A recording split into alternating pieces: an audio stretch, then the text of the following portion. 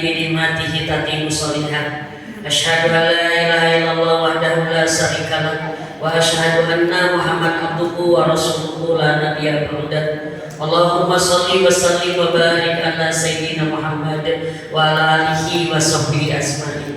Alhamdulillah, ibu-ibu sekalian, kita sangat-sangat bersyukur karena Allah telah mengabulkan doa kita yang mungkin hampir 2 bulan minimal kita memintanya.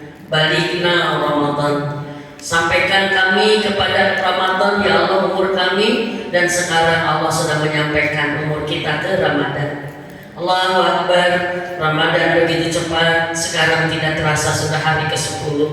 Mudah-mudahan kita adalah orang-orang beriman yang paham akan mahalnya Ramadan, sehingga kita tidak menyia-nyiakan Ramadan, tidak melalaikan waktu-waktu berharganya, tapi kita benar-benar memaksimalkan segala potensi ibadah kita terbaik agar kita bisa mendapatkan yang terbaik dari Allah Subhanahu wa Ta'ala. Kalau kita di dunia ini diberi kesempatan untuk meraih harta yang sangat banyak, tentunya kita akan melakukan apapun untuk mendapatkannya. Dan di Ramadan Allah memberikan kesempatan yang sangat banyak untuk bahagia di dunia dan di akhirat kita.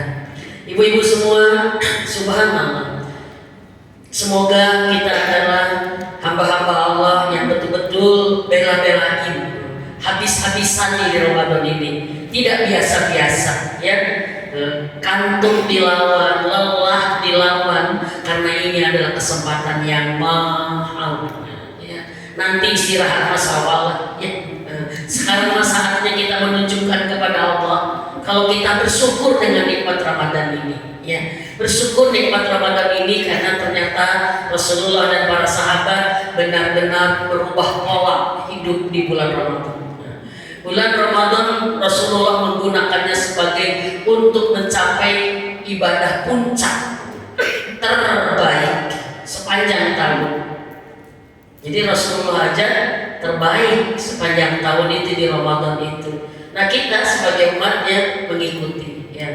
Apa yang kita lakukan terbaik Ramadan. Mudah-mudahan kita bisa menjadi hamba-hamba Allah yang sekuat tenaga berusaha untuk mendapat ampunan Allah, ya. Mendapat ampunan Allah. Yang kedua, kita berlelah-lelah dalam jumlah ibadah yang banyak, yang tidak biasa, ya Bu ya. Dan kita maksimalkan doa karena kita sedang berada di bulan mahal. Yuk luruskan niat. Saya mengadakan sanlat, alhamdulillah ini sanlat yang keempat di Ramadan ini. Tahun ini saya mengadakan di 5 tempat, ya. Pertama di Al-Murabi tanggal 1 dan 2 Ramadan, ya. Di Al-Murabi kebetulan alhamdulillah angkatan keempat secara resmi karena kami sudah mengadakan sanlat 8 kali angkatan, ya. Jadi kemarin angkatan keempat di Murabi itu, ya. Yang kedua kemudian kita mengadakan di Bandung Timur, Murabi Bandung Utara, di Bandung Timur di Ujung Berung, ya. Alhamdulillah sanlat angkatan pertama, ya. Di Al-Murabi alhamdulillah peserta kemarin 150 orang, ya. Kemarin di Ujung Berung juga 150 orang, dan di Ujung Berung tanggal 26 27 Maret, ya. Jadi hari keberapa tuh, ya? Hari ke-5, hari ke-6, dan terakhir kemarin baru selesai kemarin di mana saya mengadakan itu, ya, saya terkirikan di Cimahi di Siti Khadijah 250 orang peserta. Dan sekarang di sini katanya di sini peserta dibatasi, ya, karena panitia sholat katanya, ya, isi segertui tekagero, ya. Kenapa saya mengadakan sanlat? Nanti terakhir saya tanggal 5 tanggal 6 di Adawa di Masjid Pamita Farid, ya, sama temanya di sini dengan ini. Kenapa saya mengadakan sanlat? Karena inilah satu target saya, ingin Ramadan dijadikan sebagai anak tangga menuju level takwa, dan kita ingin berjuang bersama-sama sukses mendapatkan Ramadan terbaik. Dan saya ingin punya teman, gitu. Saya ingin bareng-bareng nih, gitu. Karena apa? Kalau bareng-bareng itu kita ada effort yang lebih, Ya, maka di sini alhamdulillah terima kasih ke DKM Sentra Dago ya, Muhajirin yang meminta, karena saya mengadakan sana tuh gimana permintaan. Jadi tidak semua masjid ini gimana permintaan, dan kebetulan daerah Antapani saya pilih Sentra Dago. Kemarin ada yang minta setelah Sentra Dago, nggak bisa saya bilang karena sudah ada di Antapani ini, gabung aja ke Antapani ya. Saya bilang begitu kemarin. Ya, kenapa ibu-ibu? Karena kita ingin bersama-sama ya, berjuang bersama menikmati detik Ramadan, menjadikan diri kita istimewa ya, bisa mencapai derajat takwa ibadah terbaik insya Allah. Dan khusus salat ini adalah salat boleh dikecilin AC-nya ya. Saya merasa lebih agak dingin ya dari biasa karena perut kita kosong, jadi agak cenderung dingin. Satu aja kayaknya yang silang teh, kalau ini nyala itu padam berarti ya. Nah, kalau itu nyala berarti itu padam, jadi silang aja kayaknya ya Bu ya. Punten ibu panitia ya, salat kita khusus ibu ya, karena kita ada beberapa target yang ingin dicapai. Maka di salat ini ada pengkondisian. Yang pertama ya, peserta salat ke-1 ya, kalau besok tidak datang ya itu mengenai masalah. Tapi kalau yang sekarang kalau sekarang datang, yang sekarang tidak datang, besok datang, nggak bisa, nggak nyambung soalnya. Bisa dipahami? Ya, kalau ibu-ibu sekarang datang gitu, besok tidak datang, ya tidak utuh, ya itu memang enggak, itu ada ini dia. Tapi kalau yang sekarang tidak datang, besok datang, punten panitia, nggak bisa. Karena saya ada target, saya ada apa ya? Iya, ada pola, ada sasaran yang ingin saya capai. Saya khawatir kalau besok tiba-tiba datang, sekarang nggak datang, berantakin gitu. Oh, kata Bibi kok ini sih? Padahal sekarang udah dijelasin. Bisa kami ibu ya? Karena saya pengen ada spesifik target yang kita inikan, ya Bu ya. Yang kedua ya. Kita datang pengen tepat waktu dan kita bisa lebih efektif lagi. Kenapa? Karena memang materi kita padat. Ya. Yang ketiga nanti ada modul yang kita bagikan. Modul ini akan menjadi bagian komitmen kita. Ya, kita kan sekarang Ramadan punya kurikulum nggak di Ramadan, punya target nggak di Ramadan, punya harapan nggak di Ramadan. Kalau belum, nanti saya ada modulnya. Nah, kalau kita sudah mendapatkan modul, ini menjadi kita punya harapan, punya target, punya gimana. Nah, modul ini kita isi sepanjang Ramadan. Maka modul ini akan menjadi bukti kita itu ingin, ya, hanya ingin, tapi berkomitmen enggak gitu, ya. Karena kemarin kita bikin grup ya. Di salat ini bikin grup salat peserta ini, karena kita akan saling mantau. Kemarin di grup yang keberapa bilang Umi lupa aku 2 hari nggak diisi modulnya. Ya, sebenarnya modul itu untuk latihan komitmen kita, ya kan? Kita akan melakukan apa yang kita rencanakan. Gitu. Bisa dipahami ibu? Karena banyak kita menginginkan tapi kok nggak jadi apa-apa gitu. Kita ingin ke Jakarta nih gitu. Saya ingin ke Jakarta kan ngomong di Jumte. Nyampe nggak ke Jakarta kira-kira? Enggak. Jadi kita tidak pengen menjadi orang yang hanya ngomong gitu. Pengen soleh, pengen berubah, pengen husnul khotimah. Karena begini, kalau tanya begini contohnya Bu. Ibu-ibu pengen soleh? Iya. Pasti semua ini. Dan bahkan ada yang ngomong gini, ya siapa tuh yang tidak pengen soleh? Pasti begitu. Tapi pada saat ditanya, apa yang akan dilakukan agar kita soleh? Nah, eta teh Mimin bingung apa gitu. Maka kita merencanakan targetnya dan menjalankan rencananya. Insya Allah kita mulai di Ramadan ya. Nanti di akhir kita akan ada penerangan tentang modul ya. Modul ibu-ibu semua. Siap belajar? Iya. Karena secara rencana saya tanya ini ya. Ibu-ibu boleh saya meminta ibu-ibu yang bersandar atau yang selonjoran boleh, kalau memang yang butuh selonjoran. Nenek-nenek enggak, ya, osteoporosis mangga, ya. Tapi kita ingin berkumpul di satu titik, ya, agar tidak kesannya tidak ini, ya. Yang muda-muda ke tengah deh, yang muda-muda, ya. Ayo, yang muda-muda, ya. Ayo, jangan bersandar. Kayak tuntutan masalahnya, ya. Iya. Nanti ngantuk Bu. Terus maaf yang posisi di belakang tiang tidak, agar tidak terlihat tiang berarti, ya. Nanti kan dendeng nanti. Ya boleh, yang di belakang tiang ngantuk sendiri deh. Saya supaya bisa melihat Umi gitu. Ya, kita kontak ininya. Karena maaf Ibu ya, salah satu kegagalan talim adalah tidak ada dikondisikan, tidak mengkondisikan. Padahal yang namanya talim ini pahalanya besar, ya, tapi ada adab-adabnya. Yo, sok ini sendiri deh. Boleh yang kalau memang butuh selonjoran boleh, selonjoran silakan. Bahkan mereka boleh kayak mangga, kalau memang harus boleh ya. Saking inginnya ngaji. Ya. Tapi kalau kita bisa baik berdiri ini, duduk tegak, lakukan itu. Ini yang terbaik. Jadi maaf, jangan kesan pengajian teh males-malesan gitu ya, sahoyona gitu. Nanti kasihan, saya nggak maksimal hasilnya. Ya, siap.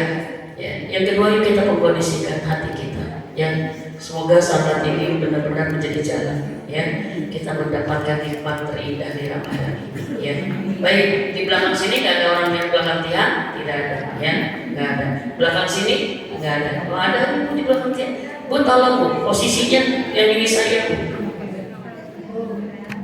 Iya.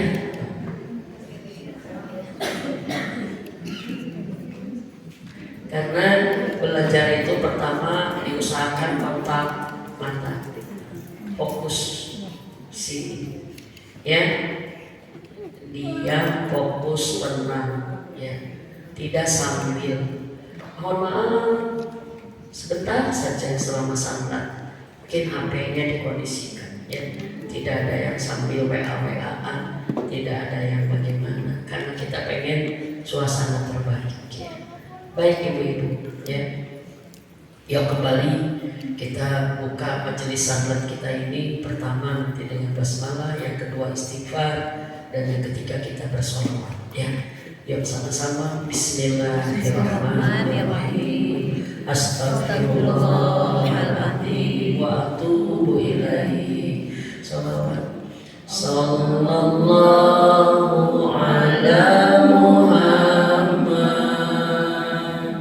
Sallallahu alaihi wasallam. Sallallahu ala Muhammad. Sallallahu alaihi wasallam. Sallallahu ala Muhammad. Sallallahu alaihi wasallam. Sallallahu ala Muhammad. Sallallahu alaihi wasallam. Alhamdulillah. Kenapa kita bismillah? Karena bismillah menggambarkan bahwa ini adalah ibadah. Sebuah amal yang tidak dimulai dengan bismillah maka hilang kebarokahnya dan tidak bernilai ibadah. Bismillah menunjukkan kita melibatkan Allah. Bismillah menunjukkan kita karena Allah. Kita duduk di sini adalah karena Allah dan untuk Allah. Maka kita duduk di sini bukan maunya kita, semau kita, tapi harus semau Allah. Kemudian kita istighfar, karena salah satu yang akan menghalangi hidayah yang Allah akan berikan kepada kita dari majelis ilmu adalah kita datang membawa dosa. Maka kita nggak mau ada penghalang itu. Maka kita beristighfar. Siapa tahu kita tidak sengaja datang ke sini membawa dosa, mungkin menyakiti suami. Tadi ngejawab terus mungkin, ya, karena kita kerkehel ke suami, ya. Mak menikah mana? Kemana? Kita tanya begini gitu. Ya aduh, hari kita berangkat. Nah, tanah-tanah putih-putih. Emang kenapa? Kira-kira gitu benar nggak sih jawaban seorang istri? Ya.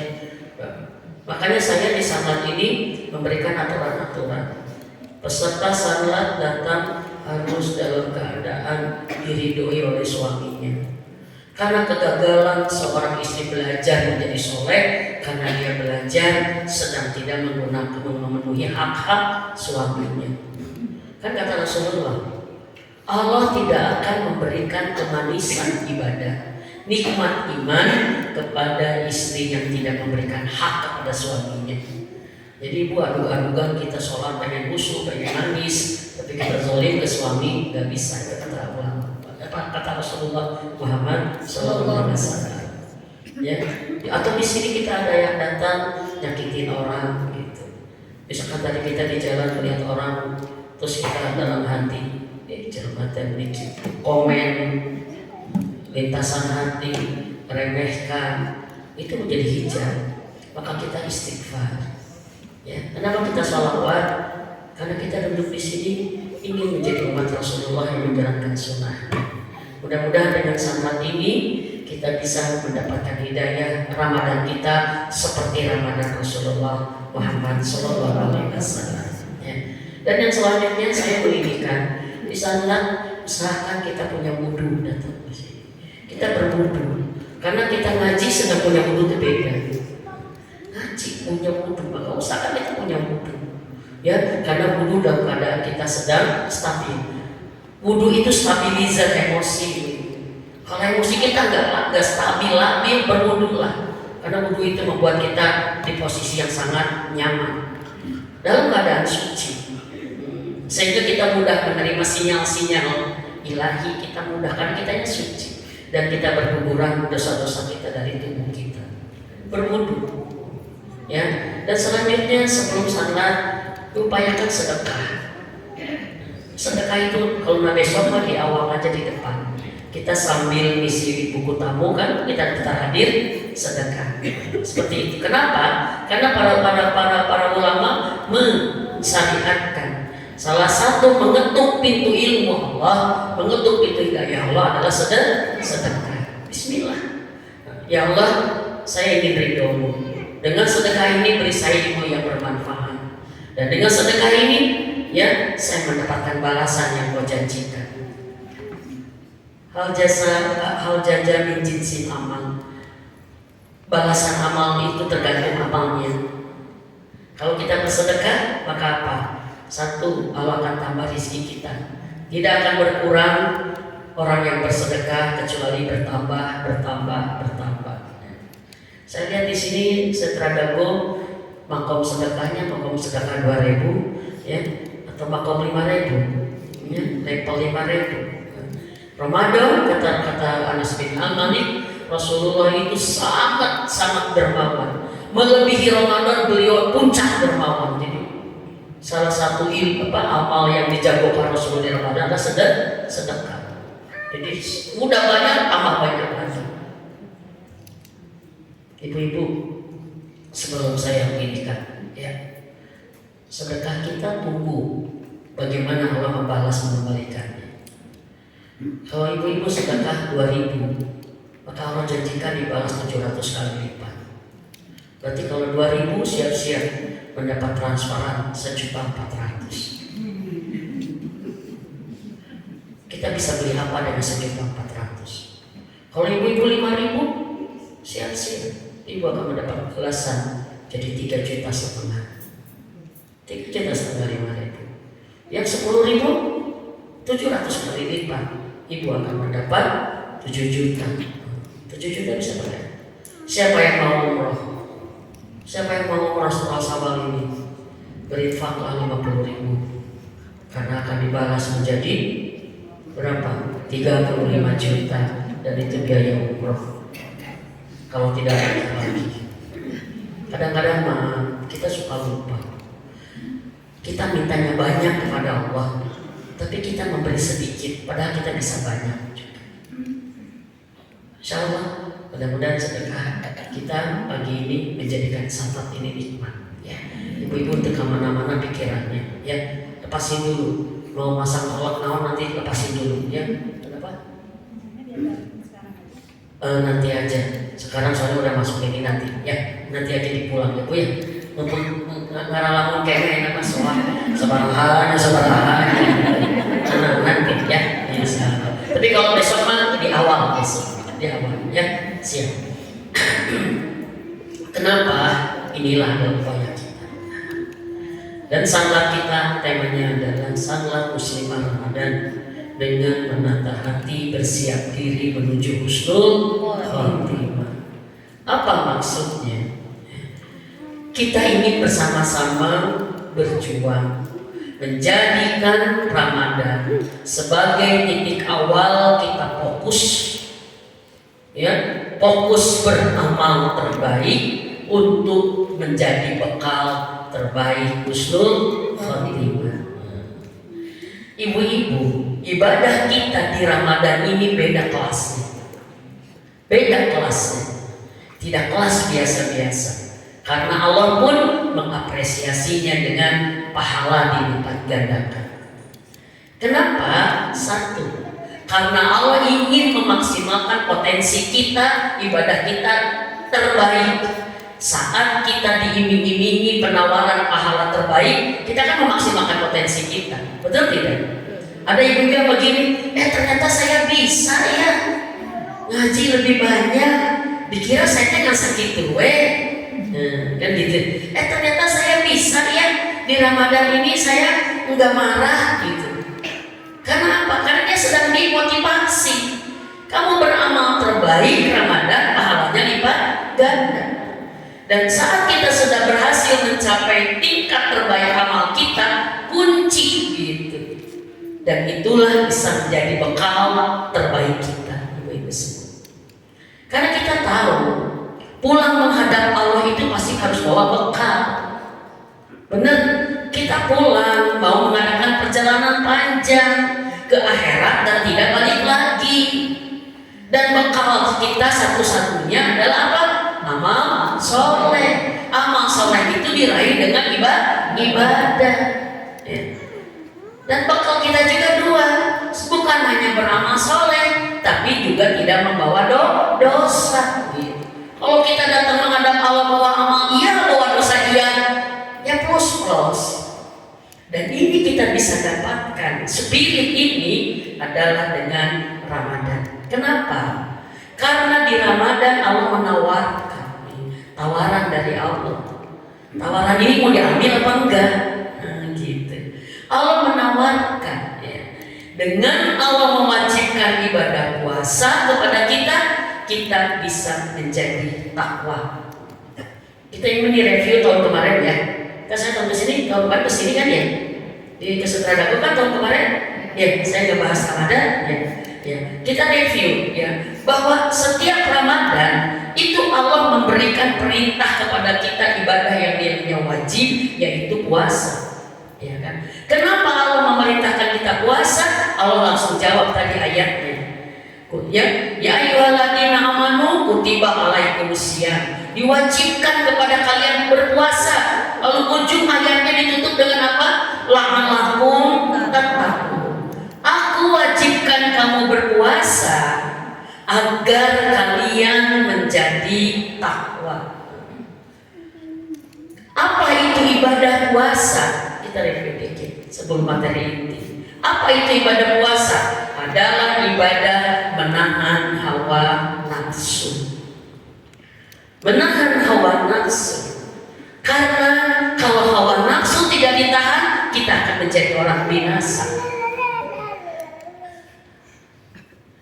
Kata Rasulullah Muhammad SAW, hati-hati, 3 hal yang akan membuat kalian binasa.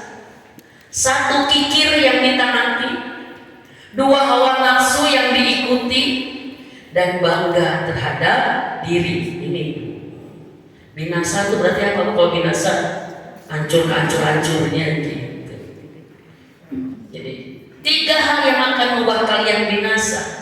Kikir yang ditaati, jangan dikasih, jangan saya nanti aja. Enggak dulu sudah kamu ada yang lain tuh terus. Gitu. Kalau kamu masih sekarang, nanti kamu punya apa? Kikir yang kita nanti saya terangin di suatu saat kalau kita ngaji lagi. Yang kedua, hawa nafsu yang diikuti.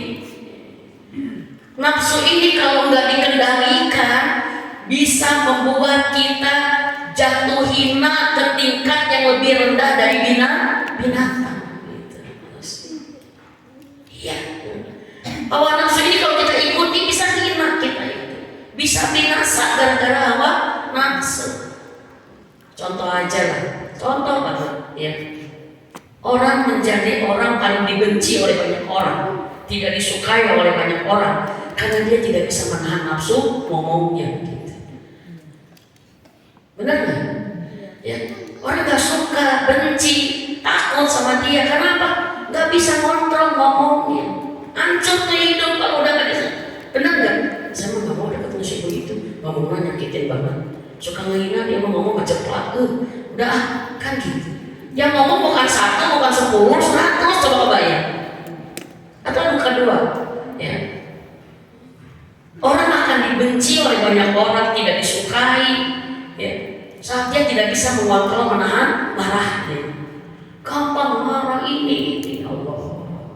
Atau orang hari ini banyak kesulitan hidupnya, habis semua hartanya. Gara-gara apa? Disita oleh bank. Kenapa? Karena hawa nafsu, keinginannya tidak mampu mengukur kemampuan. Gitu.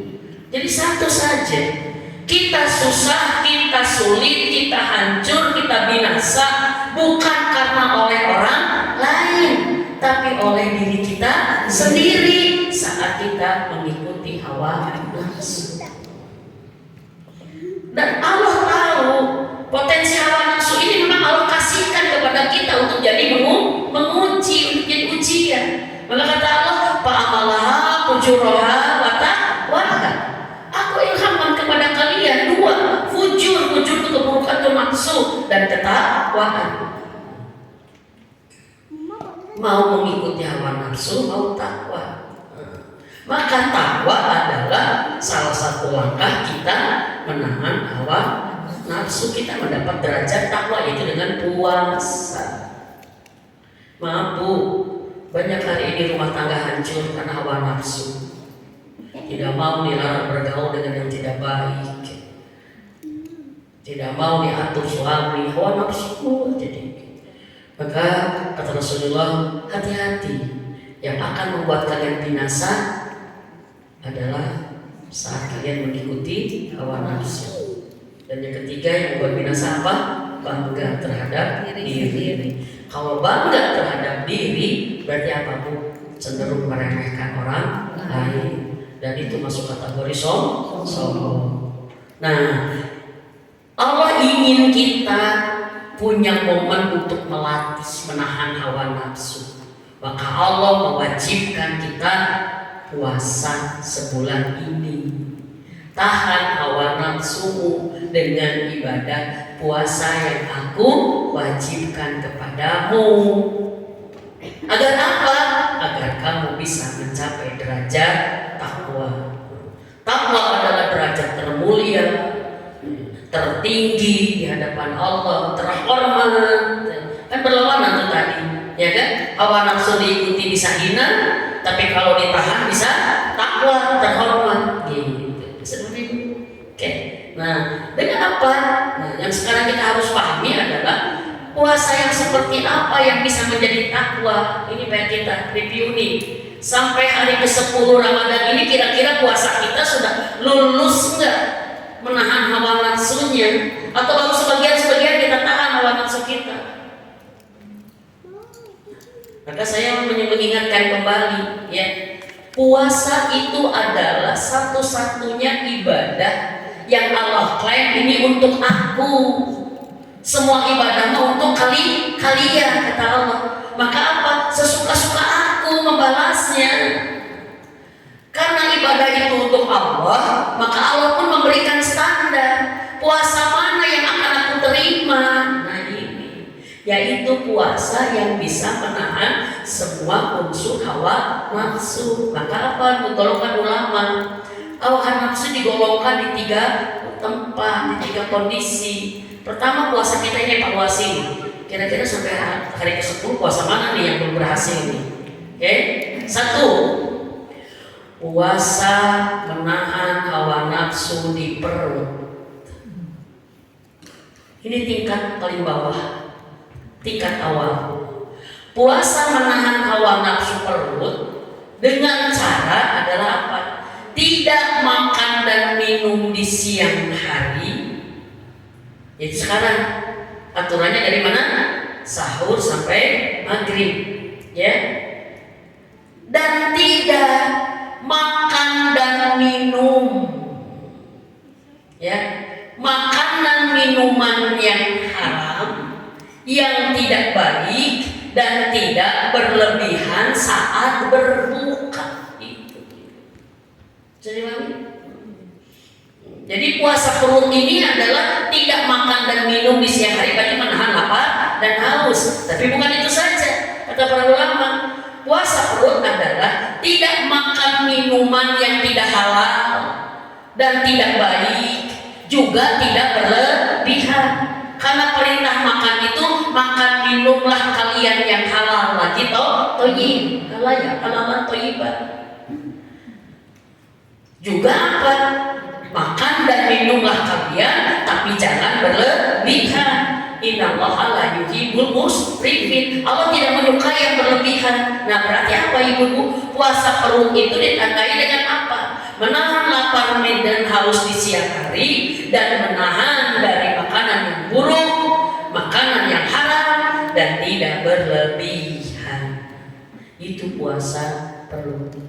Kalau ada orang yang berpuasa tapi buka dengan ada minyak babi, yang nggak puasa, batal puasa ini bisa dipakai, ya.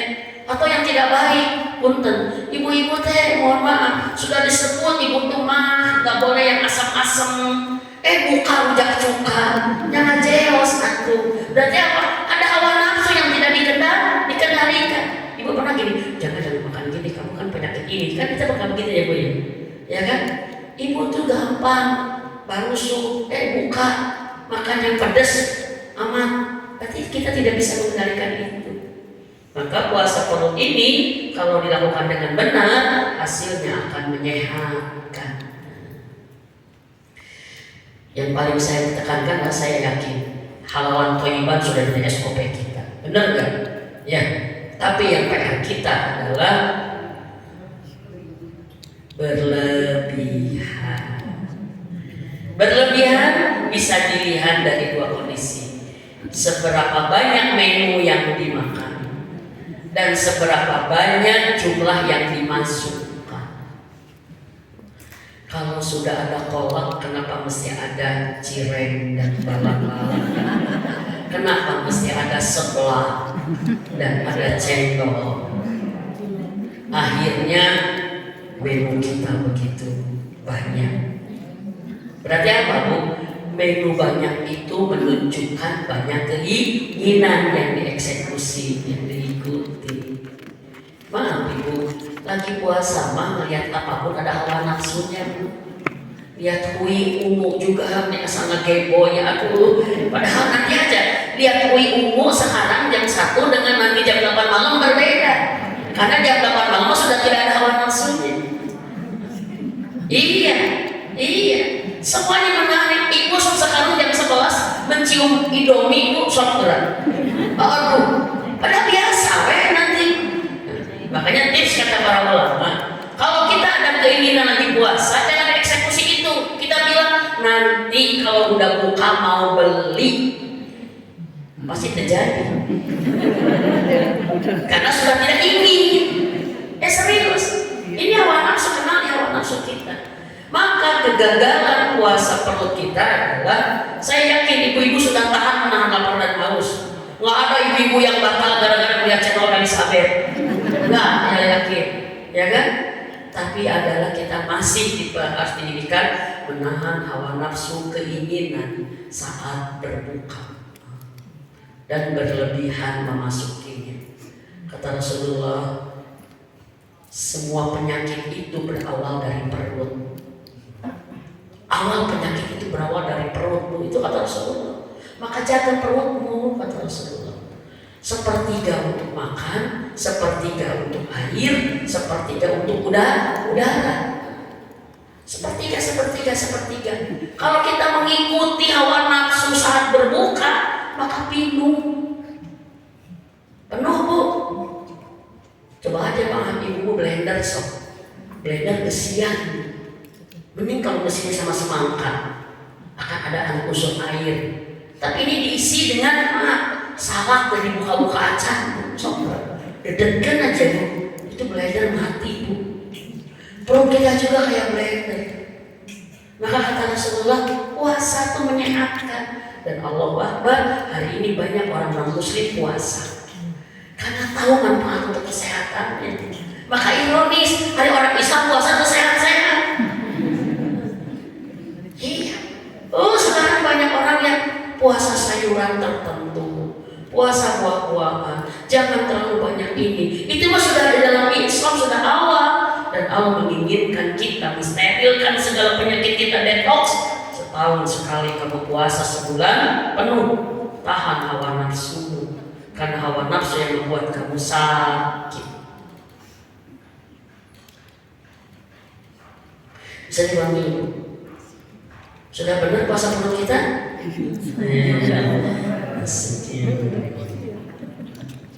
Ya, ternyata menu favorit buka saum adalah gorengan. Wow. Siap. Jadi puasa yang baik adalah puasa yang menahan hawa nafsu perut. Yang kedua, puasa yang benar adalah puasa yang mampu menahan hawa nafsu anggota tubuh kita. Level 2. Ya, menahan hawa nafsu yang ada di mata, menahan hawa nafsu yang ada di telinga, menahan hawa nafsu yang ada di lisan, menahan hawa nafsu yang ada di tangan, dan menahan hawa nafsu yang ada di kaki. Itu anggota tubuh. Jadi puasa bukan hanya lapar saja Bu, tapi gimana kita menahan. Artinya apa Bu? Dengan melihat apa kita jadi dosa. Tahan berarti jangan dilihat. Walaupun mata bukan menjadi tantangan terberat buat wanita, karena mata itu tantangan berat buat laki-laki. Laki-laki syahwatnya di mata melihat wanita, tapi wanita syahwatnya ada di mata melihat barang. Ingin itu karena awalnya dilihat. Ibu sekarang tidak menginginkan goreng pisang, tapi kalau ibu ke pasar lihat pisang tanduk yang ini pengen, kenapa? Dilihat. Tapi perempuan mah syahwatnya bukan di laki-laki. Karena secara normal, secara psikologi, secara unsur hormon, perempuan itu tidak suka melihat laki-laki. Enggak ada perempuan kalau pada laki-laki dilihatin. Asik. Enggak, perempuan enggak. Kecuali yang sakit. Yang sakit. Lu sakit mah tukang gawar ke kaset Bu. Kenapa matanya? Tapi laki-laki syahwatnya ada di mata kepada wanita. Nah sekarang kita tanya aja, saum kita dengan mata gimana sih caranya? Saum kita dengan mata gimana bentuknya? Tidak melihat segala sesuatu yang bisa dosa. Tidak melihat tayangan yang nauzubillah min dzalik. Ternyata ada pergeseran. Wanita itu mohon maaf, cenderung tidak akan hiperseks dan tidak akan cenderung kepada laki-laki itu lapar gitu. Tapi itu distimulus dengan suka menonton video porno, itu stimulus. Makanya jadi sakit. Dan itu bagian kata para ulama, itu bagian siksaan dari Allah yang matanya digunakan untuk yang diharamkan. Wah mulianya hubungan seksual ditinggal ini kan pelajaran pada diikat, nggak begitu. Kita nggak bisa belajar dari yang diharamkan. Cari sensasi supaya saya gak punya gaya atas suami, nggak bisa, dosa itu rusak. Ternyata hari ini tayangan porno cukup menjadi bagian yang paling banyak ditonton bukan hanya oleh ABG, tapi oleh perempuan. Apalagi laki-laki masih sudah jelas. Dan itu sakit. Karena lebih maaf, menonton porno yang begituan itu lebih merusak daripada narkoba. Gak bener. Hati-hati, itu bagian siksa Allah kepada yang matanya tidak terjaga. Mungkin kita mau sudah enggak lah gitu. Ya, kita mau udah enggak. Tapi mata kita bukan berarti selesai dari dosa. Betul tidak? Melihat barang selalu pengen lapar mata. Melihat orang dia selalu pengen bajunya bagus, di mana belinya ya? Kayaknya di mana? Melihat orang dengan sirik, melihat orang jadi dengki, berarti kita harus dijaga mata kita. Puasa mata kita sudah sukses sampai hari ke-10. Puasa paling berat wanita adalah ada di puasa lisan. Maka saya nanya kepada ibu, sampai hari ke-10 ini puasa apa yang paling berat ditahan? Gibah. Ibu-ibu banyak yang baru sembuh dengan Ramadan. Padahal ibu kalau Bismillah, Ramadan adalah talang 3 terhadap gibah. Gak mau gibah lagi saya. Tapi ada ketemu ke ibu-ibu, ya bu, benar loh bu yang kemarin kita ini kan tuh kan, seperti gini. Tahu enggak? Pengen tahu enggak? Enggak.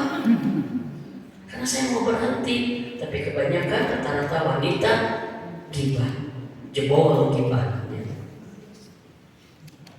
Ngomongin laki-laki bukan di lisan bu, bahayanya. Laki-laki di mata, perempuan di lisan. Kalau bapak-bapak ketemu dengan bapak-bapak ngomongin apa coba? Ngomongin motor, mesin, ikan koi, ya kan? Goes, benar nggak? Ngomongin benda. Tapi perempuan kalau ketemu si A, si B, si C, awalnya ngomongin minyak goreng, ujungnya si B disebut. Awalnya ngomongin belanja mahal, ujungnya itulah zona merah kita. Dan satu ada analisa. Perempuan hari ini apalagi ibu pengajian sudah mampu meningkatkan level ibadahnya.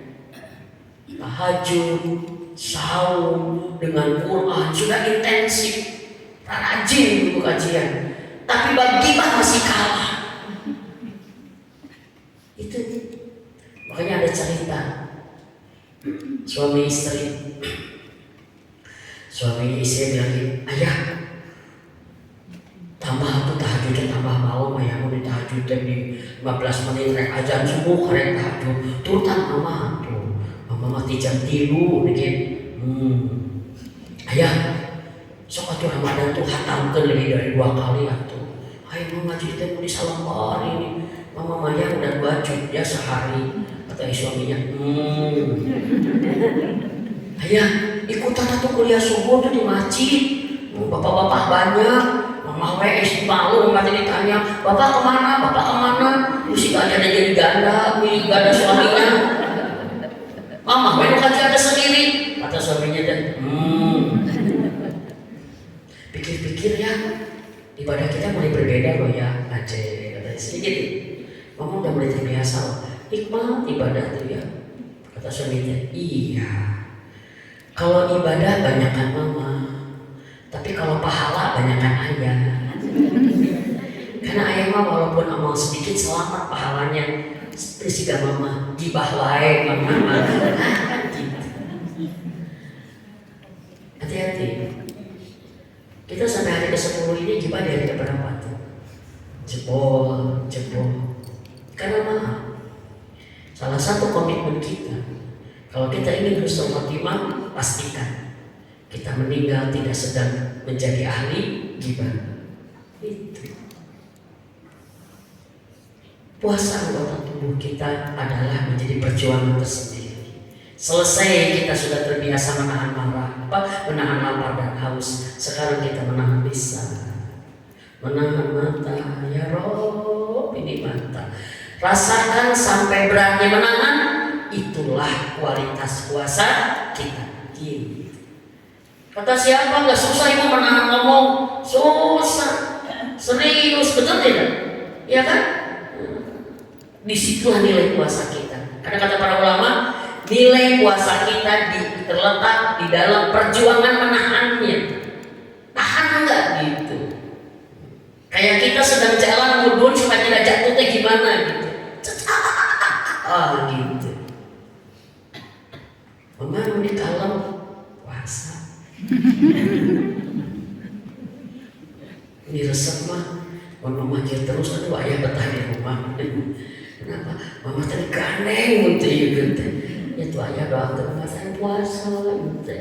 Tak. Ibu ngerasa nahan, itu puasa kita. Yang ketiga puasa hati. Menahan hawa nafsu hati adalah tingkat puasa yang paripurna, sempurna. Hati adalah penuh dengan hawa nafsunya. Kalau kita sudah bisa menahan hawa nafsu hati, berarti kita sudah membuat hati kita baik. Kalau hati kita baik, berarti semua ibadah kita baik. Hidup kita baik, sosial kita baik, karena semua dirusak oleh hati yang rusak. Dan itu dimulai dengan bagaimana kita menahan hawa nafsunya. Menahan hawa nafsu hati, apa yang kita tahan? Ibu yang paling tahu, teman-teman yang paling tahu. Pertama adalah menahan hawa nafsu hati, menahan dari hawa nafsu malasnya. Malas, susah ibadah itu. Banyak perhitungan, banyak pertimbangan. Tapi itu ringan. Tapi yang paling ini adalah apa? Hawa nafsu menahan banyak keinginan. Ingin banyak gaya, ingin eksis. Itu repot banget. Ingin menjadi selalu yang terbaik, tercantik, itu hawa nafsu yang harus ini. Ingin selalu pamer, ingin mendapat selalu respon, ria, pengen dipuji, itu bagian dari perjuangan puasa kita sekarang. Dan juga kita menahan hawa nafsu dari kemarahan, kebencian kepada seseorang, kesedihan dari perbuatan orang, sakit hati oleh perbuatan orang. Ini pun bagian dari hawa nafsu yang harus ditahan. Kalau nggak ditahan, kita nggak akan sembuh. Maaf, ibu sedang punya benci kepada seseorang. Kalau kita benci kepada seseorang diikuti, jiwa kita akan marah kepadanya, maka hasilnya kita nggak akan pernah bisa memaafkan. Hasilnya kita nggak akan pernah bisa baik sangka kepada dia, nggak bisa baik aja. Kepada orang yang kita benci dan benci ini diterusin oleh kita nggak akan pernah bisa ngomong baik, wajah baik, nggak bisa. Karena hati kita. Nah sekarang Allah menawarkan kepada kita, aku tahu kamu disakiti sama orang, kamu ada benci, kamu ada marah, kamu ada sakit hati, mau ditahan atau mau dilampiaskan, gitu kata. Aku berikan Ramadan, tahan, kamu selamat, kamu bahagia. Karena ibu maaf ibu, menahan perasaan buruk kita kepada orang, tidak dilampiaskan. Itu merupakan salah satu cara kita mencintai diri kita sendiri. Karena kalau kita jadi sakit gara-gara disakiti oleh orang lain, kita yang tidak sayang kepada diri kita sendiri. Bisa dipahami nggak? Setiap ketemu dia jadi emosi, setiap ketemu dia jadi buruk pikiran kita, jadi napas jadi ini, wajah jadi merah. Itu kan kita sakit kalau kayak gitu. Kalau kita bisa menahan kemarahan kita kepada seseorang, karena hawa nafsu kita dikendalikan, maka insya Allah kita akan mudah memaafkan. Saya lagi bikin tema ya, Ramadan membentuk karakter pemaaf. Ramadan saatnya. Karena semua hal-hal yang membuat kita memperpanjang ketidaksukaan kita kepada orang, kebencian kita kepada orang, kemarahan kita kepada orang, kita kedengkian kita kepada orang semakin parah tuh. Kalau udah dengki, udah hasad, wah kerak nih di sini nih. Tahan pikiran kita tentang dia, tahan perasaan kita oleh dia. Bisa dipahami nggak? Dan ini adalah salah satu puasa yang paling berat. Termasuk maaf yang paling ini adalah puasa yang kita menahan hawa nafsu yang orientasinya manusia. Kita gimana ngikut tren manusia, capek. Betul tidak? Iya. Orang berlomba-lomba mobil pak bagus-bagus, rumah pak megah-megah, jabatan pak tinggi-tinggi, penampilan pak baik-baik. Itu karena satu sebenarnya, dia ingin direspon manusia. Kalau sudah dengan Allah nggak begitu caranya. Betul tidak? Nah, kata Allah, bahaya kamu kalau nggak dikendalikan. Tahan selama Ramadan dengan ibadah, dan saum hati adalah saum yang paling sulit. Saum hati saum yang paling sulit. Maka minta tolonglah kepada Allah agar Allah selalu memperbaiki hati kita, sebagaimana Rasulullah pun selalu meminta, ya Allah perbaiki hatiku. Nah, kalau puasa kita sudah level terbaik, level ketiga-tiganya, puasa perut iya, puasa anggota tubuh iya, puasa hati iya, maka itu puasa yang akan diterima. Karena Allah tidak mau menerima puasa yang tidak menahan hawa nafsunya, atau hanya menahan hawa nafsu sebagian kecil, tapi sebagian besar diikuti, gak bisa. Dari mana terbimbing? Rasulullah Muhammad SAW bersabda, sungguh kata Allah, ini hadis diskusi, aku tidak membutuhkan puasa manusia di mana dia berpuasa tapi masih berkata dusta dan berbuat maksiat. Dusta dan perbuatan maksiat ini menggambarkan apa? Kegagalan menahan hawa nafsu. Jadi Allah kata Allah, puasa apa kamu? Kamu gak nahan apapun dengan puasa kamu. Aku mewajibkan kamu untuk menahan, tapi kamu puasa marah, puasa ngomongin orang, puasa masih sombong, puasa masih nyakitin orang, puasa masih nyakitin orang tua, puasa masih merugikan orang lain, masih korupsi, masih ngambil, masih maling gitu. Puasa masih selingkuh, puasa masih nyakitin tetangga. Puasa apa yang ditahan kata Allah? Aku gak butuh kata Allah. Maka kata Rasulullah, nanti di yaumil akhir Allah akan melemparkan tuh ibadah-ibadah yang ditolaknya. Allahu Akbar, astagfirullahaladzim. Allah akan menggulung puasa, kata Rasulullah, dan dilemparkan. Aku tidak butuh puasa yang kayak gini, dilemparkan ke wajah. Allah menggulung sholat, kata Allah, aku tidak butuh sholat yang kayak begini. Kenapa? Sholat yang tidak sesuai dengan apa yang Allah inginkan. Maka bicara ibadah bukan hanya sekedar kita ingin menjalankannya, tapi harus benar menjalankannya. Maka di sini pentingnya pengajian, agar kita tahu kelas ibadah mana yang Allah sukai itu, seperti apa puasa kita, seperti apa ngaji kita, karena kita tidak diajarkan ibadah itu asal. Karena semua ada ilmunya. Kan kalau asal itu ada ilmunya, benar nggak? Ya, seenaknya, semau kita nggak bisa. Maka punten, masalah ibadah ini konsepnya fikihnya adalah ya bukan daripada tidak, tapi sama dengan tidak. Bisa dipahami? Ibu puasa dari jam 4:30 lebih 10. Terus ibu 5:30 berapa menit lagi? 35 menit lagi mau buka. Ibu udah lama puasa teh, mungkin nggak apa-apa tuh buka sekarang, udah lama. Biar sebentar lagi sama we. Enggak. Jangankan 35 menit lagi, 2 menit lagi ibu mendahului azan. Sama dengan tidak puasa hari itu seharian. Bisa dipahami? Ini konsep ibadah. Dan kita pengen mana? Dengan berjuang Ramadan ini dari mulai puasa, kita ingin menjadi puasa sampai ke tingkat hati, sehingga kita bisa menjadi takwa, dan takwa adalah sebaik-baik bekal kita untuk husnul khatimah. Maka Ramadan ini kita lakukan terbaik agar ini menjadi persiapan kita wafat terbaik. Oke? Husnul khatimah. Husnul baik, khatim akhir, baik sampai akhir. Menurut para ulama, husnul khatimah adalah kematian yang baik. Karena mati adalah akhir hidup kita di dunia. Ya, kematian yang baik para ulama mengatakan adalah kematian yang membawa iman, membawa amal soleh. Ya, kita sedang ya, kita wafat sebagai orang Islam yang sedang beriman, itu masuk husnul khotimah. Walaupun tidak sedang mengerjakan amal soleh lagi sakaratul mautnya.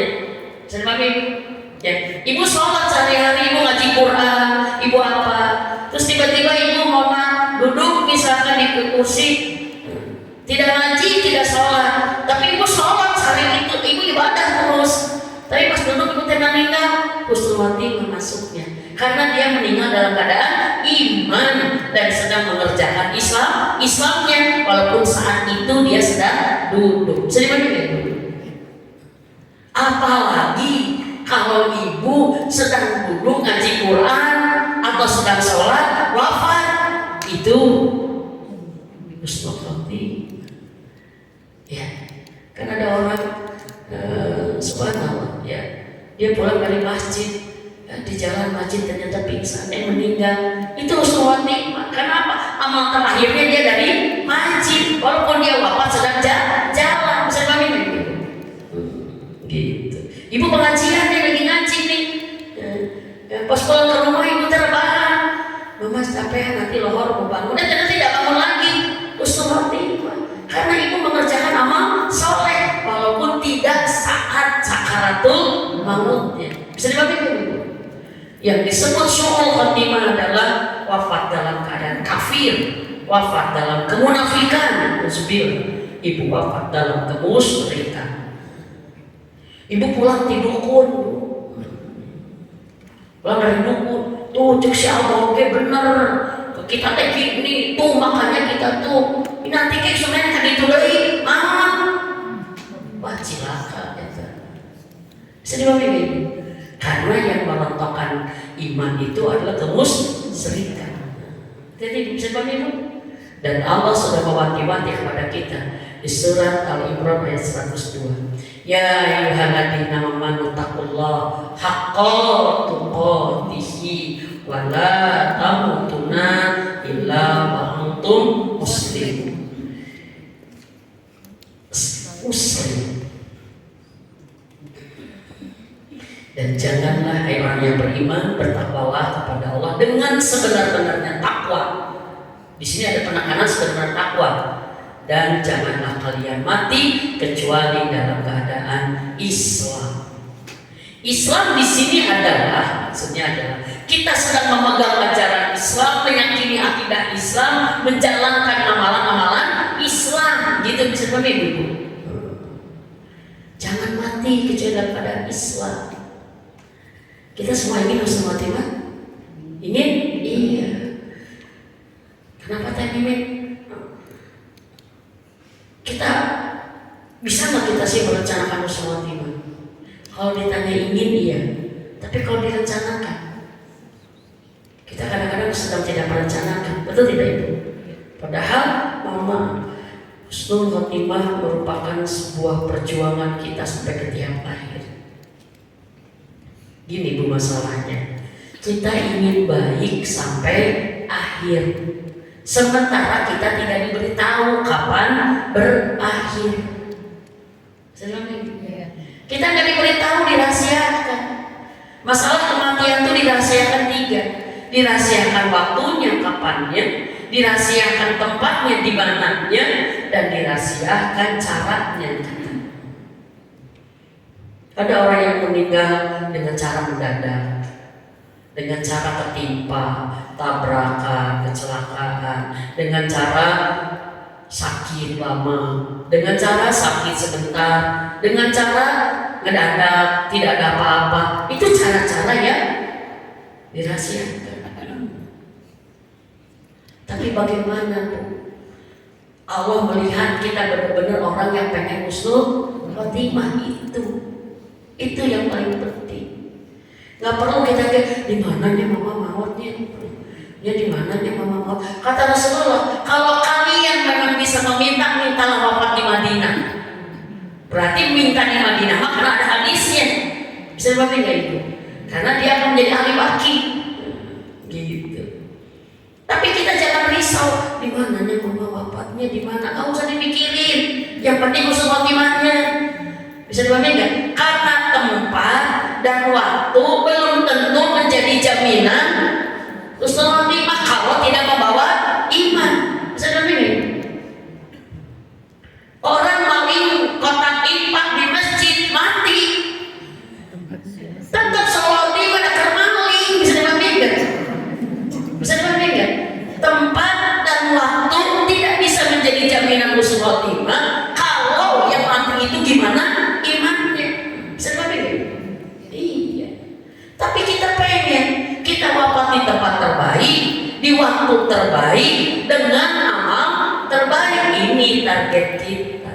Dan maaf ibu ya, kadang-kadang di masyarakat suka salah. Hawatosnya pupusna di lagi pisang kedamangnya kok hawatos sih gitu. Ya, atau gini, ih sebenarnya bidali amit tetap pupusna tenggelam teu aya jenazahna. Itu belum tentu kematian yang buruk. Bisa jadi itu baik kalau dia wafat dalam keadaan iman takwa. Selebihnya jenazahnya sempurna belenger tapi nggak bawa iman, tetap aja hangus gitu sebagainya. Jadi kita jangan menjas seseorang yang wafat dengan cara-cara tragis itu kematian yang buruk. Bukan. Kematian yang buruk mah mati tidak dengan iman, itu aja intinya. Walaupun kita diajarkan doa yang Rasulullah, ya Allah aku berlindung dari kematian mendadak.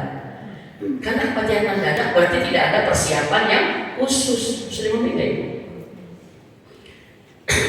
Kayak kemarin ibu-ibu stres, depresi karena apa? Menyesal karena suaminya meninggal lagi bertengkar dengan dia. Makanya bu, gitu. Ma, semarang marahnya kita. Kalau suami mau pergi, baikan deh. Gitu. Bisa balik lagi. Iya. Datang ini, maaf, setelah aja nggak bisa dihindari.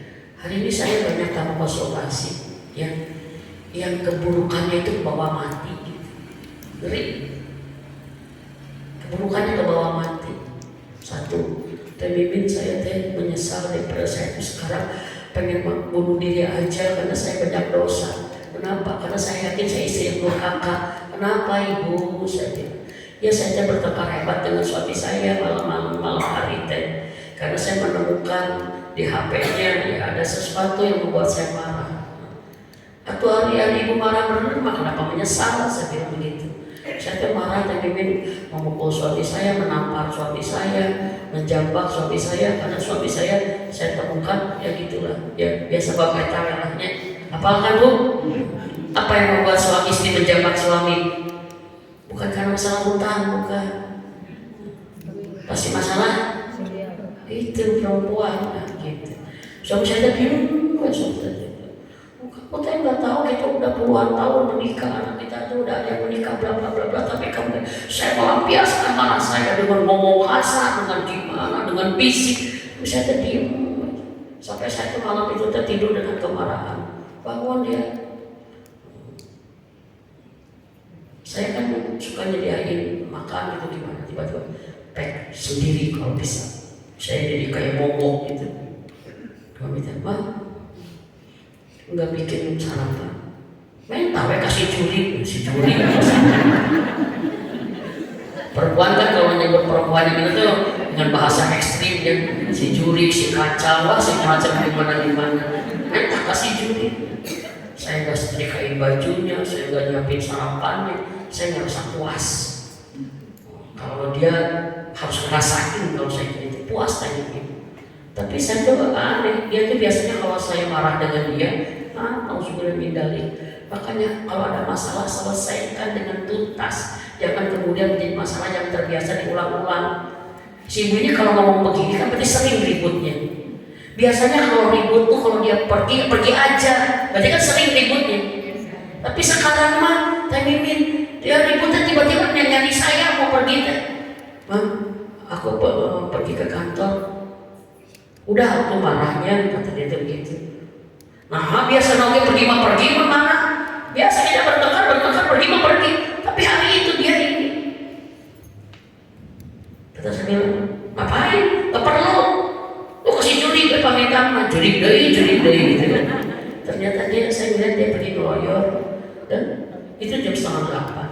Jam 11:30 saya dapat kabar dia meninggal. Dan saya menyesal. Bu, ibu menyesal apa? Marah-marah menampar. Karena saya benar pernah lakukan. Kenapa disesali? Berarti memang itu salah. Tidak wajar. Orang beriman itu kalau dia dizolimi, marahnya tidak seperti itu. Bisa dibandingkan. Tidak kemudian disamakan dengan yang salah. Suami ibu dosanya selingkuh, ibu dosanya nyiksa suami. Kemana di nerakanya nanti saya bilang gitu. Kebayang. Maaf, bagian yang harus kita jaga bukan hanya kita wafat dalam keadaan baik saja, tapi kita harus berusaha saat ibu kita wafat, suami kita wafat, anak-anak kita wafat, kita sedang tidak berdosa kepada dia. Kita tidak menyesal dengan mereka wafat karena kita sudah melakukan yang terbaik. Yang terbaik itu bagian persiapan husnul khotimah kita itu adalah baik dengan sesama. Bisa dibandingkan itu. Kayak ibu tadi. Ini yang menjadi. Karena apa? Kita nggak tahu wafat kita kapan, tapi kita bisa berencana. Ternyata husnul khotimah itu adalah bisa diupayakan, bisa diperjuangkan, bisa diikhtiarkan, dan yakin Allah tidak akan menyia-nyiakan ikhtiar kita. Bisa dibantu. Tapi kenapa kita ini perjuangan harus husnul khotimah? Gimana hari pulang membawa iman makan gampang? Kata siapa? Wafat membawa iman gampang? Bisa dibantu. Karena kata Rasulullah Muhammad SAW, di akhir zaman ada orang yang pagi hari dia beriman, sore hari dia kafir. Ada yang malam hari dia beriman, pagi-pagi dia kafir. Bisa dibandingkan. Di sekarang kondisi kita itu sangat mudah kehilangan iman kita. Maka harus dijaga iman ini agar bisa ke bawah sampai meninggal. Kan kata Rasulullah, ada orang yang sepanjang hidupnya beramal dengan amalan ahli surga. Sampai surga dengan dia jaraknya tinggal selangkah. Tapi kemudian dia melakukan dosa di akhirnya sampai dia masuk neraka. Itu. Ada orang yang sepanjang hidupnya dosa kayak gitu.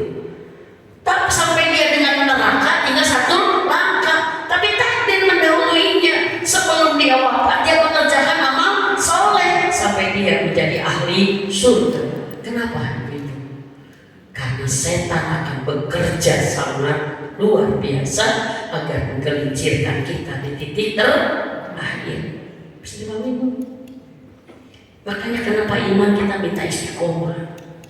Karena iman tuh kalau nggak dijaga, Allah Akbar. Saya ada ibu-ibu yang soleh bisa, ngajinya luar biasa. Dia dengan yakin bahwa dia belajar agama, soleh Allah akan mengabulkan gimana, bla bla bla bla. Ternyata dia disakiti oleh suaminya dan dia menganggap Allah tidak membelanya. Buka tuh kerudungnya, marah sama Allah. Katanya kalau saya hijrah, kalau saya ibadah Allah begini. Katanya kalau saya soleh Allah akan jaga rumah tangga. Mana marah sama Allah. Kalau saya bilang berani amat marah sama Allah.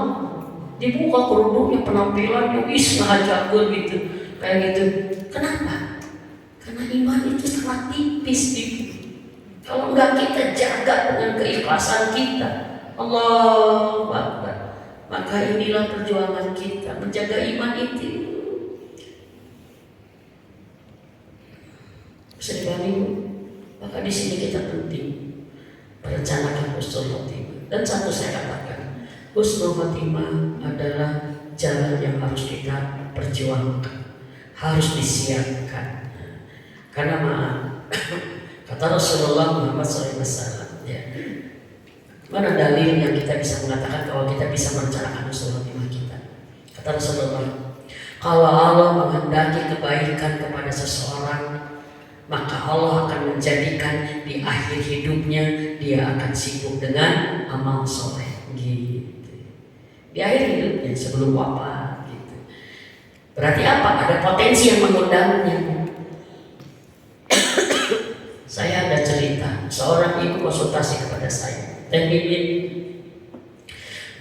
pernikahan saya adalah pernikahan yang tidak barokah karena jauh dari ibadah. Saya jahiliyah, suami saya jahiliyah. Karena sama-sama jahiliyah maka tidak merasa dosa. Kami dua-duanya nggak sholat, dua-duanya minum, dua-duanya dugem, ya sama aja sefrekuensi kayak gitu.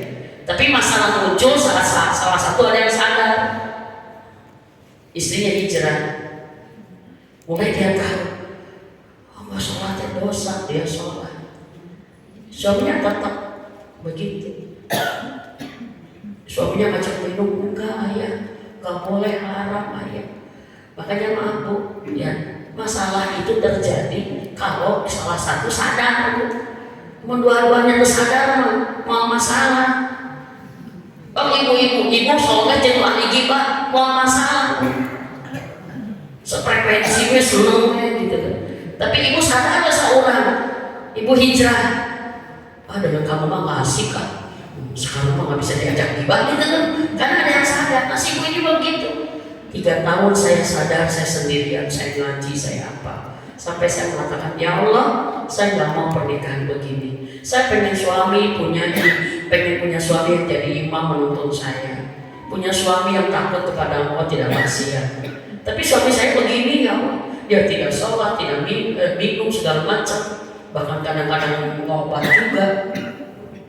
Dia bilang begini ke Allah, pisahkan saya ya Allah, saya mau pisah karena suami saya tidak sefrekuensi. Itu istihara 3 tahun, tidak ada jawaban. Dia berkata gini, ya Allah, kenapa? Kan saya pengen ke surga, nggak mungkin ke surga dengan suami yang kayak begini. Tapi saya istihara 3 tahun kok nggak dijawab-jawab. Seakan-akan jawabnya dengan dia aja dulu. Sampai 4 tahun dia mengatakan, ya Allah saya udah nggak tahan. Nggak mungkin saya hidup dengan pemabok yang tidak sholat. Tapi kenapa engkau tidak memberikan petunjuk saya cerai? Jawabannya dalam itu saya diukur jawabannya itu aja. Ngumpul dengan keluarga. Lalu aja pada kesimpulan gini, oh berarti Allah akan merubah suami saya. Kan saya minta menjadi keluarga ahli surga. Nggak mungkin saya surga dimukir kecuali dia dirubah oleh Allah. Dan tadimin maaf, suami saya itu udah dirintek, diimu lagi, tapi itu sadar. Tapi satu titik saya mengatakan Allah selalu benar katanya. Suami saya hanya solehnya hanya 2 minggu. Hanya 2 minggu soleh. Dia tiba-tiba saya melihat dia di mobil ada Al-Quran. Di mana? Ternyata atas pengetahuan saya dia sudah belajar. Terus dia mengatakan kepada saya, aku menemukan Tuhan. Aku tidak ngikutin kamu dari awal, tapi aku nyari katanya. Dan tadinya saya sangat terkejut. Sholat dia lebih nikmat dari saya. Saya udah 6 tahun sholat tapi jangan pernah seperti dia. Setiap sholat nangis, ngedoa nangis, melesat benar amal sholatnya. Ke Al-Quran luar biasa. Karena dia bilang gini, aku tertinggal jauh sama kamu, maka aku akan mengejar kamu, kata dia begitu. Yang luar biasanya apa yang sedekah. Sedekah dia walaupun 2 minggu mungkin tidak menyamai sedekah saya 6 tahun misalnya gitu. Mungkin kita pas ngaji 5.000 gitu kan. Dia sekali sedekah karena satu aja masalah kita tuh uang gak ada masalah. Dia sedekahnya ratusan juta teh. Udah dari masjid datang, Pak proposal bangunan masjid barangkali mau infak. Dia kejarnya tinggal berapa kekurangannya? 300 sekian dari saya aja. Jangan minta ke yang lain, kalau masih kurang ke saya. Diborong tuh kenapa dia bilang gini? Aku banyak dosa, Ma. Selama ini uang yang dari Allah itu semua aku pakai banyak dosa. Sekarang saatnya aku ingin menggunakan uang itu untuk Allah. 2 minggu dia daftar umroh. Dia melesat dan satu aja tadi ini. Dia istighfarnya nggak berhenti. Dia kalau ketemu saya maafin aku banyak dosa. Apa yang aku lakukan untuk kiparat kepada kamu agar kamu memaafkan aku? Takut banget dengan dosa. ternyata hanya 2 minggu Allah wafatkan dia. Nah, saya bilang itulah orang yang kata Allah, bila aku menghendaki kebaikan husnul khotimah, aku akan jadikan dia sibuk amal baiknya di akhir-akhir hidupnya. Itu hidayah, itu husnul khotimah. Bisa direncanakan? Bisa. Karena apa kata Rasulullah apa? Yang kedua, kalian akan wafat dalam keadaan amal yang kalian paling banyak melakukannya sepanjang hidup kalian. Ibu pengen wafat dalam keadaan seperti apa? Ibu ada cita-cita ingin wafat sedang sholat, ingin wafat sedang pengajian. Nah, kebayang amal itu jadi amal unggulan. Karena amal itu menjadi bagian menjadi bayangan kita akan wafat di saat amal itu. Karena nanti ada hitungan akumulasi. Kalau di antara ibadah kita paling banyak jenisnya sholat, maka kita akan tergolong ahli sholat, dan kita akan punya peluang wafat sedang sholat, dan kita nanti ke surga masuk lewat pintu sholat. Sedang ibu Quran, nilai akumulasi Quran lebih besar daripada hal yang lain. Ibu ahli Quran, dan ibu akan punya peluang dalam keadaan bisa membaca Al-Quran, sedang membaca Quran, dan ibu akan masuk surga lewat pintu Quran. Gitu. Kira-kira kalau kita wafat besok, amalan apa, unggulan apa? Kita punya amalan unggulan atau amalan kita rata-rata semua? Nanti kita di modul kita akan belajar. Amalan unggulan kita pada saat kita sudah mengerjakan itu dalam kategori sering, itu unggulan kita. Dan itu merencanakan, saya wafat ingin sedang sholat. Ada ulama yang saya wafat ingin sedang sujud, maka dia memperbanyak sujud. Akhirnya dia betul tercatat wafat sedang sujud. Utsman bin Affan itu ternyata selain dia ahli sedekah luar biasa, dia pun terkenal sebagai orang yang ahli puasa. Pada saat dia ditusuk, pada saat dia dibunuh, ditusuk, dia sudah dengan darah luar biasa, dan dia sedang dalam keadaan saum. Kata sahabat, wahai Utsman, kamu parah, kamu harus minum gitu. Kamu tapi sedang saum, bukanlah gitu, kata sahabat. Kata Utsman, sungguh aku selalu meminta kepada Allah agar wafat sedang saum. Sekarang kesempatan sudah ada gitu. Dan kemudian dia bilang dengan tersenyum, aku tadi ditemui Rasulullah. Kata Rasulullah, wahai Utsman, kamu sahur di dunia, kamu berbuka dengan aku di surga. Maka Utsman wafat sedang saum. Itu.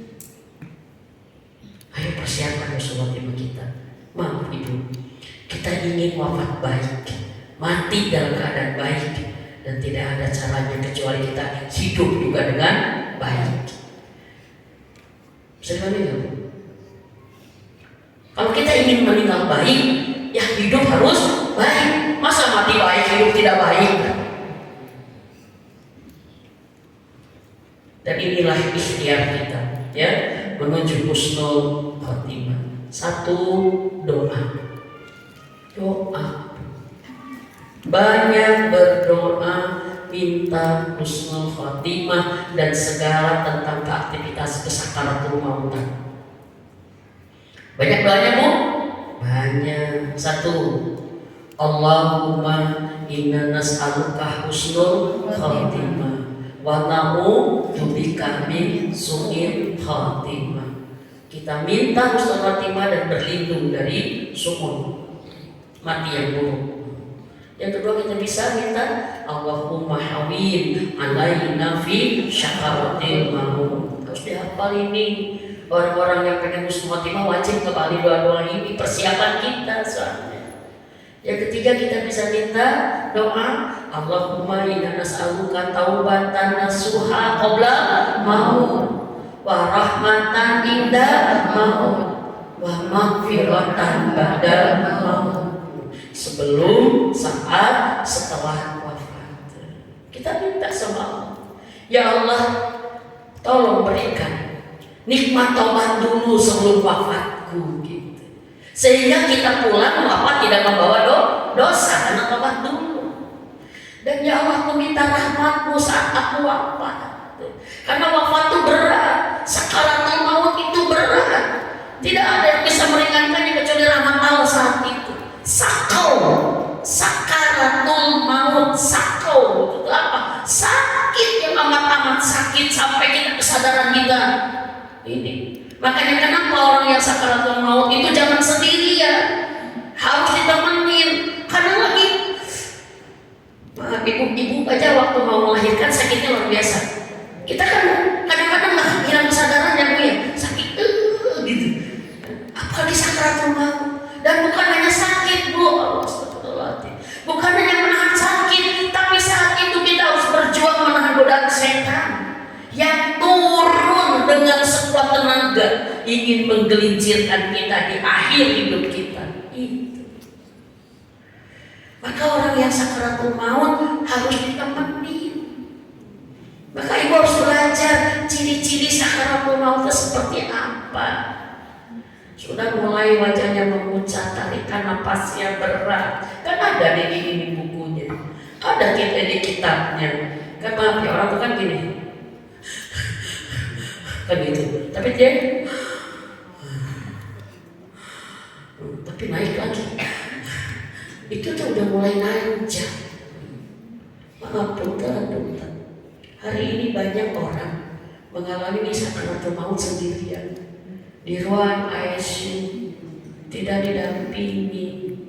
Padahal mampu kasih sayang terakhir kita kepada keluarga yang mau wafat, antarkan, temenin dia di masa kritis. Karena ini adalah kritis untuk dunia akhiratnya. Jadi dipahami ya? Jangan pada saat maaf gitu kan, suster misalkan keluarganya mana boleh masuk, itu pun sudah sangat maka saya selalu mengatakan, kalau kita mau masukin saudara kita ke ICU, sebelumnya syahadat dulu. Kalau dia sadar, mama syahadat, asyhadu an la ilaha illallah. Terus kita kan sekali-kali boleh masuk, lihat itunya, mesinnya. Kita akan tahu kalau tekanan sudah segini, kalau jantung sudah segini, bisa dipahami kan? Berarti apa ini sudah jadi kritis, kami minta mendampingin gitu. Karena tidak bertanggung jawab orang kalau saudaranya kita ini lepas dalam keadaan seperti apa gitu. Bisa dipahami Bu? Temenin. Kalau gimana kondisinya memburuk Bu, saya pengen nemenin. Minimal 10 menit, 5 menit, temenin aja dulu. Minimal kata-kata terakhir dia adalah la ilaha illallah. Ikutin saya, makanya nggak boleh cepat-cepat. Mama, la ilaha illallah. Ini otaknya nggak bisa respon. Tapi la ilaha illallah, udah berhenti dulu. Biar diikutin ya terus. Terus aja, jadi dia diingetin terus. Ada Allah, sehingga apa? Setan akan memperdayakan di titik akhir. Dan kalau kita pun mau sakit, kita wasiat kepada keluarga kita. Kalau mama udah kritis, tolong jangan tinggalkan mama. Temenin mama. Kalian ditemenin sendiri aja, mama senang.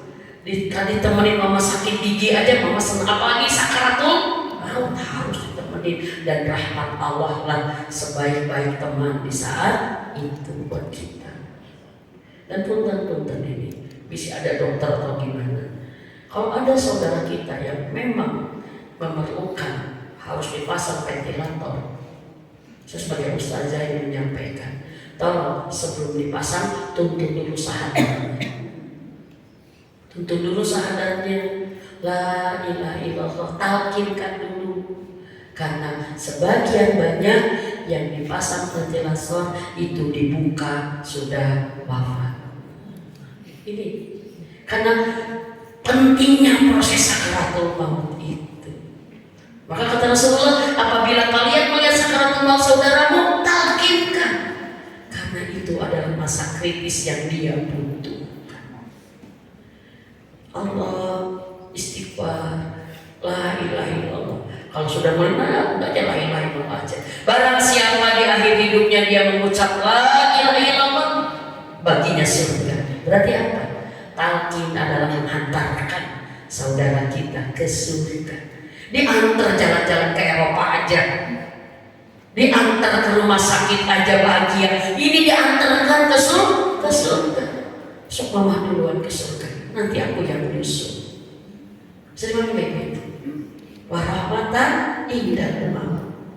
Rahmati ibuku, rahmati ibuku. Saya alhamdulillah karena tahu bagaimana ilmunya sakaratul maut seperti apa, kita tahu fase-fasenya. Kita baca ini di ICU, kita minta stay tidak banyak, 2 orang giliran, 1 orang untuk talqin. Pada saat saya masuk lihat ininya gini, saya sholat aja.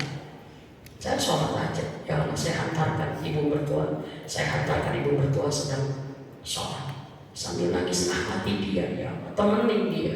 Kami anaknya nggak bisa meringankan sakitnya, kami anaknya nggak bisa menyelamatkan, kami anaknya nggak bisa melindungi dia dari setan sekarang ini, tapi ada Engkau ya Allah, Engkau Tuhannya. Temani ibuku, biasa bilang alhamdulillah saat lagi sholat diantarkan oleh sholat. Itu ibu-ibu, kenapa? Ini kasih sayang yang sebenarnya. Wa maghfiratan ba'dal maut, kita minta ampunan setelah wafat. Kenapa? Karena setelah wafat kita berharap banyak orang yang mendoakan minta ampun untuk kita. Kan doa kita kalau udah meninggal apa? Allahumma firlahu kalau laki-laki, kalau perempuan Allahumma firlaha. Ya Allah ampuni dia, maka maaf, pilihlah teman, kumpulkanlah teman yang akan memintakan ampunan untuk kita bila kita wafat. Sedang itu. Kalau bisa bikin daftar list teman soleh kita, ini persiapan usaha kita loh. Bikin daftar list. Pengajian muhajirin berapa ini, misalkan 100 orang. Pastikan yang 100 orang ini saling menyolatkan, saling mendoakan, memintakan ampun bila di antara kita satu-satu pulang. Bisa dibanding. Baru kalau kita wafat, 100 orang mengatakan Allahumma gfirlah, ampuni dia ya Allah. Kita dapat 100 ampunan itu. Satu kali dia berdoa. Dan teman kita kan tidak akan sekali berdoa, betul tidak? Dan tapi yang paling pasti kita punya anak yang harus paling banyak mendoakan itu. Maka didiklah anak kita dengan agama. Dia yang akan memintakan ampunan yang banyak untuk kita saat kita sudah tidak bisa minta ampun lagi. Dia minta rahmat buat kita. Ini persiapan sakaratul maut kita. Ada apa Bu? Pilih teman-teman soleh, didik anak-anak kita tim soleh. Jangan bikin. Jadilah kita pribadi yang soleh sehingga ini menjadi bekal kita. Allahu Akbar, walillahil hamd. Doa. Yang kedua, banyak mengingat mati. Ini persiapan kita menuju husnul khotimah adalah banyak mengingat mati. Karena kata Rasulullah Muhammad SAW, sebaik-baik di antara kalian adalah orang yang paling banyak mengingat kematian dan paling sungguh-sungguh mempersiapkan kematian itu. Ini. Jadi mengingat mati itu harus banyak Ibu. Dan ternyata Allah saking inginnya kita mengingat mati, Allah banyak mengingatkan kita dengan apa? Ada berita saudara kita meninggal, benar? Kita lihat ambulan, benar nggak Bu? Atau kita di rumah sakit ini, itu adalah cara Allah. Lihat tuh saudara kamu udah meninggal. Apa artinya? Satu, ingat kamu juga bakal gitu Ibu. Maaf Bu, kalau kita melihat kematian saudara kita tapi tidak jadi ingat kematian kita, hati-hati kita lalai. Misalkan lihat meninggal kan biasa, maaf Bu, orang kalau melihat jenazah cuma gebek ya kan? Makanya alhamdulillah saya bersyukur rumah saya dekat pemakaman Cikutra. Jadi hampir tiap pagi saya keluar itu pasti ada yang dimakamkan gitu. Dan yang paling ini tuh kalau sudah pakai didorong gitu Bu gitu. Apa kata Allah? Ingat, lihat tuh Min. Lihat hari ini kamu jenazah, ingat kamu juga Apa yang sudah persiapkan kamu untuk jadi jenazah? Karena kamu juga akan jadi jenazah gitu. Tapi biasanya kita tidak ada sensor ya jenazah biasa Kenapa? Satu, kita merasa masih lama dan kita mah merasa kita mah nggak akan gitu Bu. Iya, kita merasa kita mah masih lama, udah sehat gimana, maka kita lalai. Padahal mengingat mati itu harus. Dan Mimin, gimana caranya supaya saya ingat mati? Banyak doa tadi. Kalau kita udah ngomong maut seakan maut kita berarti. Sebabnya kalau saat kita berdoa, Allahumma inna nas'aluka husnul khatimah, berarti kan kematian kita. Banyak semut kematian kita dalam doa kita. Bisa dipahami? Yang kedua, agar kita termasuk yang mengingat mati, miliki kafan, punya kain kafan. Awas kalau mau gini, isiun, ibu siapa? Ibu siapa curi? Ibu jadi curi, ganti sekali ini ganti. Siapa yang kafan? Beli coba Bu. Kafan itu mengingatkan kematian kita. Simpan di lemari, yang kita buka pasti kelihatan. Aku kafanku sudah ada. Kalau memang kita maaf, kita belum wafat, ada yang wafat, sedekahkan tuh kain kafan kita itu. Kita beli lagi, simpen kain kafan satu putih. Maka hidup harus putih, jangan hitam, banyak dosa. Karena yang membuat hitam itu adalah dosa. Kata Rasulullah, sesungguhnya setiap dosa akan menjadi noda hitam di hatimu. Saat kamu istighfar, noda hitam itu hilang. Tapi saat kamu tidak sekedar banyak dosa, maka dosa itu akan banyak. Oh, aku harus banyak istighfar, putih. Kain kafan ternyata maaf tidak berjadi dan tidak bersatu. Kalau tidak bersatu lalu apa? Tidak akan dibawa. Kenapa mati itu disebut meninggal dunia? Karena meninggalkan dunia. Maka jangan terlalu banyak yang kita tinggalkan. Jangan sampai lebih banyak yang kita tinggalkan daripada yang kita bawa. Bisa dipahami nggak Ibu? Kita dunia mau meninggalkan. Bisa dipahami? Kalau memang kita sekarang ini banyak yang kita tinggalkan sebandingnya dengan yang kita bawa. Jangan-jangan kita berkumpul untuk yang ditinggalkan, tapi kita lupa berkumpul untuk yang kita bawa. Rugi amat. Baju yang kita tinggalkan gimana nih supaya ke bawah ke akhirat? Sedekahkan sekarang. Sebagian baju kita dibawa ke akhirat. Kalau begitu, bisa dipahami? Uang kita, rezeki kita. Jangan sampai kita banyak peninggalannya, tapi kurang yang dibawanya. Emang siapa yang bisa ini? Saya tanya, baju kita berapa lemari? Perhiasan kita berapa kotak? Dulu kita suka koleksi tas, koleksi ini, perhiasan. Kita punya rumah, villa, kita punya kolam, punya taman, punya tabungan, punya apa. Kita meninggal, ditinggalkan. Sebelum kita tinggalkan, konversikan. Karena kata para ulama, setiap orang itu dijamin rizkinya, dijamin ininya untuk apa? Untuk ibadah, bukan untuk ditinggalkan. Bisa dipahami nggak? Allah memberikan kita sehat untuk jadi bekal ibadah, diberikan rizki untuk jadi bekal ibadah, bukan untuk dunia yang ditinggalkan. Bisa dipahami nggak? Kira-kira kalau kita meninggal besok udah cukup bekalnya belum? Makanya untuk menakar bakal kita harus banyak mengingat mati. Sok Ibu baju 2 lemari, pakaiannya bagus, bajunya bermerek-merek semua. Yang Ibu hunting 3 hari 3 malam ke butik yang gimana? Ada Eli, ada Gucci, tas, ada jam ini, koleksi. Sok Ibu lihat satu-satu. Kalau saya meninggal, jadi bekal saya enggak ya? Karena Allah nggak menyuruh kita meninggalkan banyak tuh. Allah nyuruhnya kita berbekal. Ya ayyuhalladzina amanu taqullah Wal tahdun nafsum ma qaddamat ligat wattaqullah. Kalau begitu, hei orang-orang yang beriman, bertakwalah dan hendaknya setiap diri memperhatikan apa yang sudah diperbuatnya untuk hari esok. Esok teh akhirat. Allah menyuruh perhatikan diri kamu, bekalnya udah cukup belum gitu. Ibu tidak salah memikirkan buat anak warisan ini, nggak salah. Tapi jangan sampai ibu jadi nggak punya bekal. Bisa dimengerti ibu? Kita harus cerdas. Kita butuh, anak kita belum tentu bisa nolong kita. Yang menolong kita siapa? Diri kita sendiri. Anak kita juga dijamin rizkinya kok.